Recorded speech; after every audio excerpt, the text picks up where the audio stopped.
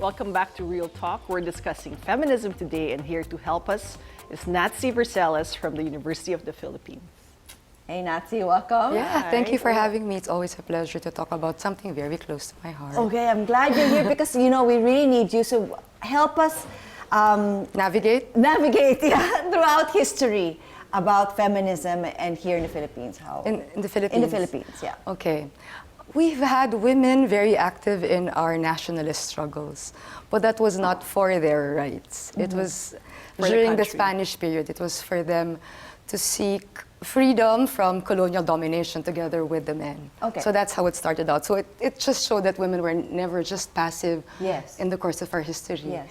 The feminist movement probably came into fore, perhaps I'd say, well, in the 1800s, we had already women working in cigarette factories who were struggling for their rights as workers. So that was also a form of feminist activism already, because they were fighting for their rights, but as workers, not as women. Okay. But, well, yeah, in a way, because they fought for lavatories for women, etc. So that was, in a way, fighting for women's specific needs. Yeah, so I guess it would be the same all over the world. So, I mean, we had to go through the same struggles, diba? And then in the 20s, we had the fight for the right of suffrage, which was led by an American woman.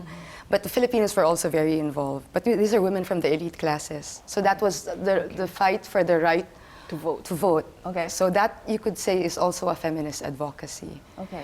And then later on, we had, in the 70s, then the women's movement already became more active because we had women in the nationalist movement now fighting for their rights as women, independent of the nationalist struggle. Was it influenced by the feminist movement of the 70s in the U.S.? I think yes, because of it was an era of Steinem. In the 70s, so that might also have been related. So there, I was telling you earlier during the break that we don't really call it a feminist movement, because I'm sure you've not heard of the feminist movement in the Philippines. We call it the women's movement in the Philippines because I think there is a resistance to the feminist label. Maybe you could help define what feminism is. Okay. But there's no one definition of feminism. Okay, see, that's where it gets lost. Okay, so what is the basic definition of feminism? Okay, I'll explain why there are many understandings and definitions of feminism, because there's not just one strain of feminism. The most commonly understood definition of feminism, in my mind, is from the liberal strand. This is just plainly equality and non-discrimination between women and men. That's so easy to understand, yes? Yes. So it's just plain, we want equal rights and opportunities, which you were referring to earlier, between women and men. So that's the most basic, okay? The next is Marxist feminism, which really is rooted in Marxist analysis of capitalism and all that. So for Marxist feminists, the fundamental contradiction is not due to sex, but due to class. So it's capitalism that is fundamentally to be blamed for women's oppression. Okay, so they all have different analysis of women's oppressions, therefore differing strategies. The third is radical feminism. These are the bra-burning types. That's why they're called radical, maybe, no? So for them, the fundamental contradiction is sex. So the enemy is patriarchy. Okay, so that's the identified opponent. So we need to... So the men. The men, because the men are obviously the symbols of patriarchy and perpetrators of patriarchy. So patriarchy, as you know, is male dominance or dominance of the father. Okay, so socialist feminism, which I subscribe to, and also it's parang anak, yung third world feminism, looks at not just issues of gender, but also of class.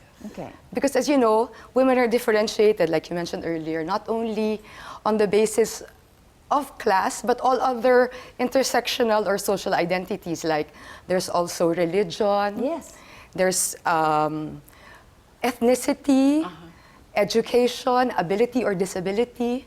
So women are not homogeneous, and we need to take into consideration that because they are not homogeneous, they have different needs and interests also. But so it's not just equality and non-discrimination that's the issue. Kasi if you have a poor Filipino woman, who do you want her to be equal to? A poor Filipino man? Yeah. Because you're not thinking about the issue of class. Yeah. That she So also it has to to surmount. be equal in everything. Yes, and not it's only fighting all systems of inequality and domination, not just gender. That's what I believe. Okay. So when did you realize that you were so passionate about this? I didn't. There was. I think I Did you grew grow up? No, that's so strange. It wasn't until I entered our department as an MA student that I realized I was clearly feminist. But I was living the feminist ideal. I was so assertive, so strong-willed. So I think my character was already feminist. But I feminist. didn't have the lenses that are in the perspectives that I do have now, which was, the product of my education. So when did you start calling yourself a feminist? From the moment I entered our department, Okay. when everything became clear to me. But nothing ever happened to you that you felt that you were. That incited. Yeah. Did anything impel me Yeah. to be a feminist? To be a feminist, or parang, I can't believe that happened. It was seeing poor women, poor Filipino women, that I wanted to understand. That's the social feminism. I wanted to Socialist understand why were women stuck in households taking care of their families. When all the men would be working in the fields, they would be in their homes. But they would also be doing productive work at the same time, taking care of their children and looking after the household, looking after their husbands. So I wanted to understand the multiple burdens that poor Filipino women would have to undergo on a day-to-day basis. Would be because they can do all of those things. But they should not have to, because it limits their opportunities to do other things. Okay, so how do you think we are compared to other countries, to other? Speaking of our plight as Yeah. women, how do we We compare? rank so highly. In the gender gap report, we were seventh in the world. We slid down a bit. I think We our were numbers- ninth, and we then- were fifth, and then And then again. we're ninth, and then we're but we're seventh. still in the top 10. Yes, and it's the only Asian country. We are, I In think, the the only top- Asian Okay, country. why? Why do you think? So the other countries are not. The other as- Asian countries Don't rank as highly as we did. Didn't rank as highly as we did. Why do you think? But the would we- measures are educational parity. Socioeconomic. And then participation in positions of decision making in management. So some positions. feminists are actually questioning this gender gap report. Why do you think? Because the bias of our department, because we are the Women in Development Studies department, so our bias is really for poor Filipino women. So we feel that misrepresents the realities of So the maybe vast the majority. respondents belong to only a Also, certain they social looked at indicators that didn't adequately capture the realities of women on the ground. Or probably in the third world, being compared to first world countries. So, but with all that, we're still good. I mean, we're still better off it's than, something to than be other, happy about. than Actually, other we Asian are, countries, we are, right? I we mean, are. It's something that we're like. We yes. are, but which is not to say that the journey is Far. not still very Maybe it's long. not showing the complete picture. Yes, there's still so. I want our department to close. I want there no longer to be a need for the Department of Women And and speaking of the Development journey where You we want your on the- department to close? Because that It's like- means it's there's solved. no need. We've Okay, solved all the problems of gender, class, ethnicity. How race. do we go about solving the problems, and what you think would be the biggest stumbling block? The very first thing we still need to do is to open minds about the need to fight for equality. Not just gender equality, but all Just general. all forms of equality. So we need to start just with that. Because, a lot of people still are not aware of feminism. Or if they are aware, they look at it as something that's not necessary or something to be shunned. Yes. Or that's even potentially destructive to society, to families. So I think we need to first start there. How do we go about educating the people? How does the regular woman Yes. make a difference? What you're doing right now is so wonderful, which is why when I was asked to please come on, I immediately accepted because I want a lot of women to hear this discussion. So this is one way media is one. media can do and can play a huge role in opening eyes, not just eyes but hearts. How about education? Do you think education would be a big part of empowering women to? You are right, yes, and they have integrated it in the K-12 curriculum, as far as I know. So that's a start.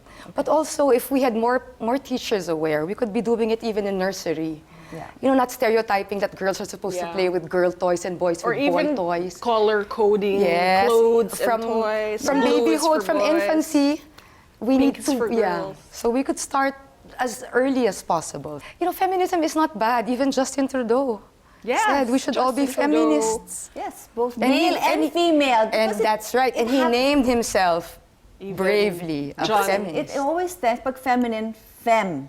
So it's more female. Yes. Rather than a whole humanistic approach to And feminism is very humanistic.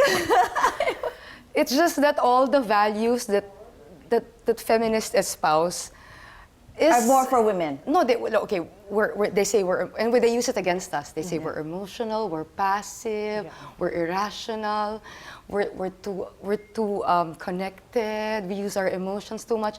But that is not necessarily bad. Yeah, we're all of the above. And the world needs people who care about each other. Yeah, we're more. So we should have more feminist values propagating around the world. Okay, I agree. I agree. Thank you.